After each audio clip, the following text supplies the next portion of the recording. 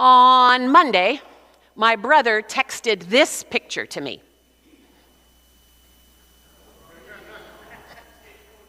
That's my brother. And yes, he's my younger brother. And yes, he's an athlete. We're not going to talk about that anymore. And it had a caption. It said, "Confirmed." Well, I happened to have been there when he was 13 and got confirmed, so I texted back a question mark, and he picked up the phone because he really doesn't like texting, and said, "Don't you remember I told you I was joining the Catholic Church?" I'm like, right. I'd forgotten. So that's a picture of my brother being confirmed in the Catholic Church on Easter Sunday. What a great day. What a great day. And it didn't surprise me entirely. I knew he was taking classes. His wife had returned to the Catholic Church of her upbringing, and my brother felt very strongly that he wanted to go to church with his wife. And my brother's like me, was raised in West Coast Methodist churches. We're a big tent denomination, and unless you're really way out there on the fringes of sanity, he's comfortable just about anywhere. Also, he likes, like me, a good liturgy and a little bit of ritual. So the jump to the Catholic Church was not a difficult one for him. And he was telling me a story about the adult confirmation class that he took. It was several weeks long.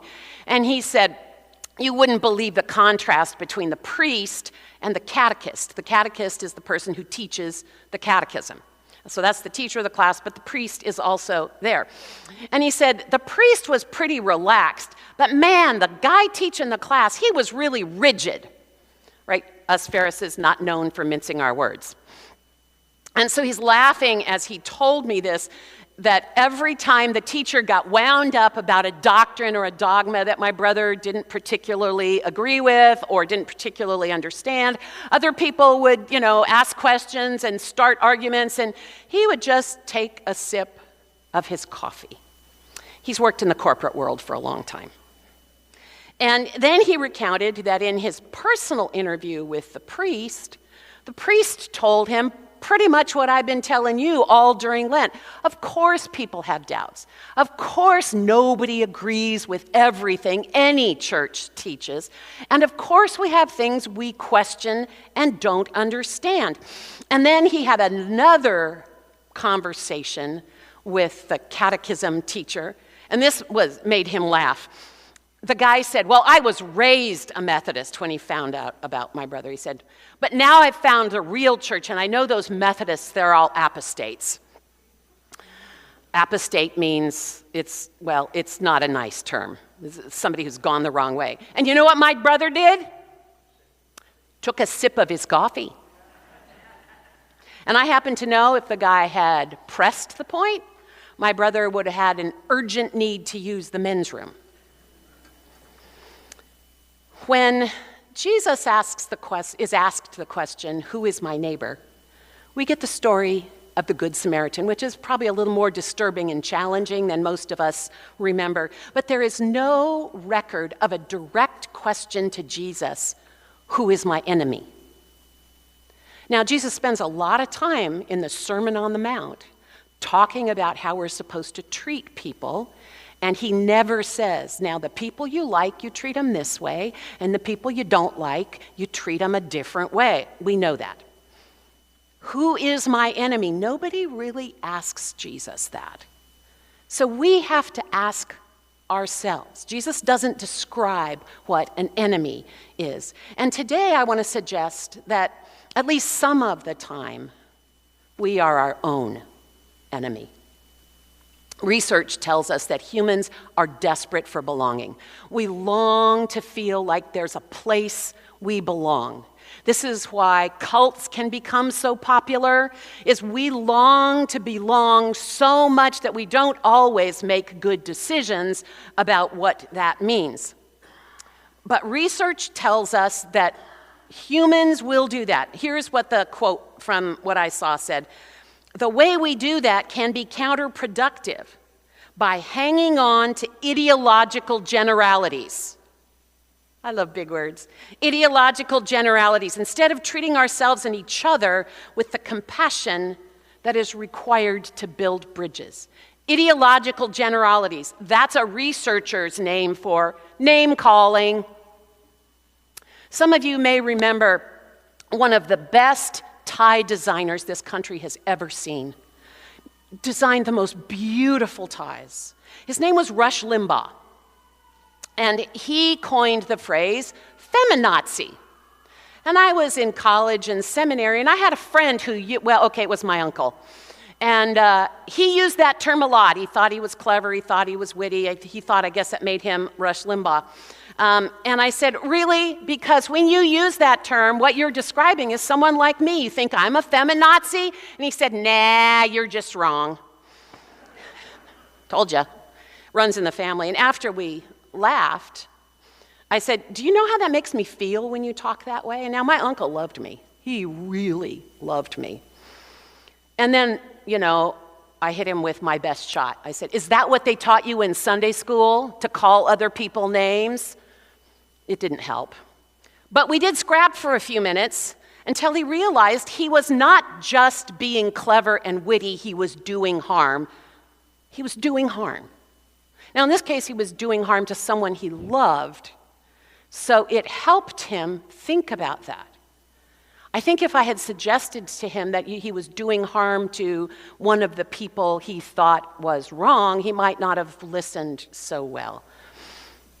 He did stop with the name calling. He didn't change his perspective, he didn't change his politics, he didn't change his opinions. He just stopped name calling. The latest in our name calling wars, my two least favorites, libtard and maggot. They're both awful. They're both awful. And depending on whether you're red team or blue team, you may find that hurtful and unfair, or you may find one of those clever, witty, apropos, I'm just saying it like it is. Do you feel good when you vent your spleen by name calling someone? Because that's what it is, an ideological generality, name calling. Research also tells us about what happens to our brains when we do that. When we talk like that, especially when we talk like that with a group of people who agree with us.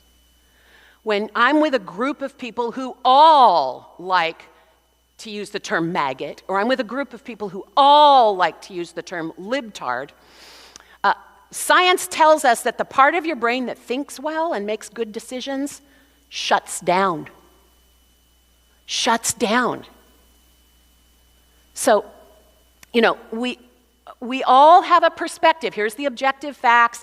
Here's what you believe, and somewhere in here is, more or less what you see. And if you're convinced that the red team or the blue team is wrong, then you're mostly going to see what you want to see, and you're going to ignore all of the other objective facts. And when that happens, your brain doesn't light up. So here's the short version. If you're calling someone names, you are making your own self stupid. You are shutting your own brain down. It's science. So, it's distressing, but we all do it. Red team, y'all do it. Blue team, y'all do it. The more you get worked up, calling people names and filling yourself with anger and hate, and sometimes there's just nothing you can do about that, but just know the less effective your brain is. Don't make good decisions when that happens. So if you need something more than Jesus to convince you to do unto others, try neuroscience. Anyway, today I wanted to remind us that that's exactly what happens when you talk to yourself like that. When you talk to yourself by calling yourself names, your brain functions in this very weird way. It forgets to be rational. And that self-talk will become your truth. And that's where you'll hear. And when you make a mistake, your brain doesn't say, you made a mistake. It says, you're an idiot. When you can't figure something out, I don't know what your brain says, but my brain says, you are getting really old. Instead of, oh, you haven't learned that yet. We do that to ourselves. And when you're calling yourself names, the sensible part of your brain shuts down. Even though we know better, it's pretty hard to stop yourself from saying unkind things to yourself. And when we do that, we damage ourselves. And when you damage yourself, you damage the world because you are part of the world. When you talk to yourself like that, you damage yourself. And when you damage yourself, you damage others and the world because you are part of the world. Maybe we are our own worst enemy. Now, if you are at least sometimes an enemy of yourself, does that change how you hear Jesus say, love your enemies? If sometimes you are your own enemy, that might change what you hear when you hear Jesus say, love your enemies. Love your enemies maybe means love yourself. Being a pastor is occasionally really heartbreaking. Quite a few years ago, it really made an impact because I've probably told you this story already. It was a friend of mine, a civic acquaintance. She did not belong to my church, but she knew I was a pastor, and we had some interesting talks about that. And after 37 years of marriage, her husband left her. And she came to me for some pastoral counseling. Now, they belonged to a church where the church was adamant that the wife should stay at home and raise the kids, so that's what they did. That the husband would be the boss of the house and the wife would be submissive, so that's what they did. And when he left, he said, well, I've supported you for 37 years, you can go support yourself now. Luckily, the judge and the lawyers didn't see it that way, so that all turned out fine eventually. But what really hurt her was that the day he left, he handed her an envelope with 3 pieces of paper, closely written, double-columned, both sides of all of her character defects that she had been hearing about for 37 years. Now, here's the point of my story. She brought this to me and said, Pastor Paula, can you help me change? Look how awful I am. No wonder nobody loves me. He was no longer there to call her names. But in the course of 37 years, she had learned to call herself names. And she truly believed that she deserved to be treated that way. How do you talk to yourself about yourself? Do you treat yourself like an enemy? Or do you love yourself, even when you seem to be your own worst enemy? What if instead the lion inside us would lie down with the lamb inside us? What if when Jesus encourages us to love our enemies, he also means the ways in which we are our own worst enemies? Today's scripture is a beautiful poem. It comes from Isaiah. It may be familiar to you. The wolf shall live with the lamb. The leopard shall lie down with the kid. The calf and the lion and the fatling together, and a little child shall lead them. The cow and the bear shall graze. Their young shall lie down together, and the lion shall eat straw like the ox. The nursing child shall play over the hole of the asp, and the weaned child shall put its hand on the adder's den. They will not hurt or destroy on all my holy mountain. For the earth will be full of the knowledge of the Lord as the waters cover the sea. The earth will be filled with the knowledge of the Lord. And this is a very specific Hebrew word. It means that kind of internal knowledge. Not head knowledge, but when we know we are loved, when we know how to ride a bicycle, when we know how to relate to other people. It's that kind of knowing that sort of is in your own cells. The earth, when that happens, we find that the whole earth is infused with God. When we know God in this deep internal way, this way that's just deep down in ourselves, the way we know how to walk, the way we know how to talk, the way the way you know those things that you don't even know how you know them, then we begin to see the whole world infused with God's love and grace, including the person in the mirror. This declaration of Isaiah's is so opposite of the reality in the world. It is clearly aspirational. It is a promise of what it looks like when God finally rules everything. There's terror and brutality that currently pervade our world, and we know what that looks like. We know what that feels like. But we don't always pay attention to the violence we do to ourselves. What lions ravage you from within? What snakes are coiled up, ready to attack you from the inside on a moment's notice? When we put this Isaiah passage alongside Jesus saying, love your enemy, and we take that into our heart and we put it together, here's what happens. That Isaiah passage is called the peaceable kingdom. And when we listen to that and we absorb it and we try to live into that and we try to let it live in us, then the peaceable kingdom lives inside us, which is where Jesus says the kingdom of God is. The peaceable kingdom isn't just what the world will look like, it's what we will look like. The kingdom of God will be within us. Well, that's what Jesus says. That's what Jesus says. Easter Sunday was last Sunday, but it's Eastertide for 50 days.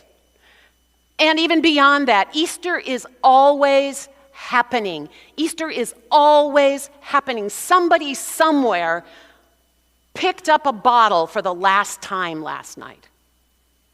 Somebody somewhere walked away from an abusive relationship. Somebody somewhere got out of jail and went back to school. Newness is happening all the time. Resurrection is happening all the time. Stuff that looks dead comes to life. And our own lives inside us, where we feel dead with the weight of our disappointment, with the way people have treated us, with our inability to forgive people who have treated us so badly we can't imagine what forgiving them would feel like. When that happens, that's resurrection. That's a resurrection happening right there. Love isn't a warm feeling. Love is how we treat the world. And love is how you treat yourself. Love is how you treat yourself. And I don't mean you indulge yourself. I mean, how do you talk to yourself? Do you honor your gifts, your talents, your charms? Do you share them with others? Or do you tell yourself you don't know anything and you can't do anything? Do you respect your need for rest, for encouragement, for beauty? That's how we love ourselves. And as your compassion for yourself grows, your compassion for others grows. Or when your compassion for others grows, your compassion for yourself grows. They are inextricably linked. Start anywhere. Start anywhere. And I'm going to invite you to start right now, to sit back and close your eyes and put your hands on your heart. I know, this is weird. And you don't have to put your hands on your heart if you don't want to, but please close your eyes so that the people who do want to know you're not looking. And I'm going to pray for you, if you'll let me. God, you've put your heart into the heart of my friend right here. You've softened it so it hurts sometimes. For others, for themselves. You have enlarged their heart so that they came here today to seek you and hear about your grace. I know, God, that you see their shortcomings and their failings and their petty evils and their great wrongdoings, and they are rightfully sorrowful. You see the messes my friend here have made, and you love them. You know how hard this is for us to understand, but I ask you right now that in each hand will be the touch of your love, that you will warm each hand with your love, that you will touch my friend's heart with your healing, and that you will put before their eyes the next steps in their path, steps toward healing, steps toward a greater understanding of the work you have for them, steps toward the dance of joy. Show my friend his great gifts, her delights, their loves, the wonderful ways that they help and serve others and the world. I ask that you remind my friend right here in this moment that this gift of your love is a gift that returns to them each time they share it. Calm him, warm her, heal them, settle them, wrap them in love this very morning, this very moment. This is my prayer.